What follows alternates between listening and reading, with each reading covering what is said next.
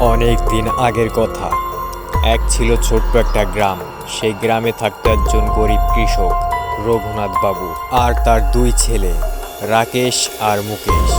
রাকেশ ছিল শান্ত, পরিশ্রমী আর বাবার খুব কাছের, আর মুকেশ ছিল একটু আলসে কিন্তু বাবার অনেক আদরে। একদিন কৃষক রঘুনাথ অসুস্থ হয়ে পড়ে। শেষ সময় তিনি দুই ছেলেকে কাছে ডাকেন। বাবারা, আমার কাছে খুব বেশি কিছু নেই।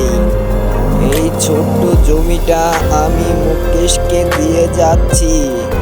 রাকেশ, তুমি পরিশ্রমী, তুমি নিজের পথ নিজেই বানাবে। রাকেশ কিছুই বলল না, মাথা নিচু করে বাবার হাত ধরল। মুকেশ আনন্দে উল্লাস করছে, কারণ সে তো এখন অনেক জমির মালিক।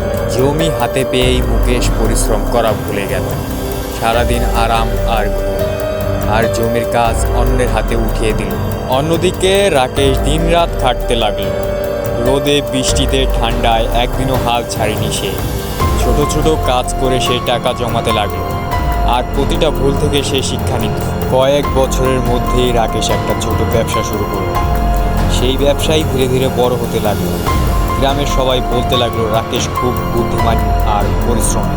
অন্যদিকে মুকেশের জমি নষ্ট হতে লাগলো, কারণ পরিশ্রম ছাড়া জায়গা ধরে রাখা যায় না। একসময় মুকেশ বুঝলো জমি থাকলেই মানুষ বড় হয় না, পরিশ্রম মানুষকে বড় করে। অবশেষে মুকেশ রাকেশের কাছে মাথা নত করলো এবং পরাজিত স্বীকার করলো। ভাই, আমি ভুল করছি, তুমি কি আমাকে সাহায্য করবে? ভাই, আমরা তো এক রক্তের, এসো আমরা দুজন মিলে সব ঠিক করে নেব। রাকেশ নিজের সফলতা শুধু নিজের জন্য রাখিনি, সে ভাইকে পথ দেখালো, কাজ শেখালো, আর দুই ভাই আবার একসাথে দাঁড়িয়ে গেল। এই গল্প আমাদের একটাই কথা শেখায়, সম্পদ মানুষকে বড় করে না, পরিশ্রম, ঈমান আর ভালোবাসাই মানুষকে বড় করে।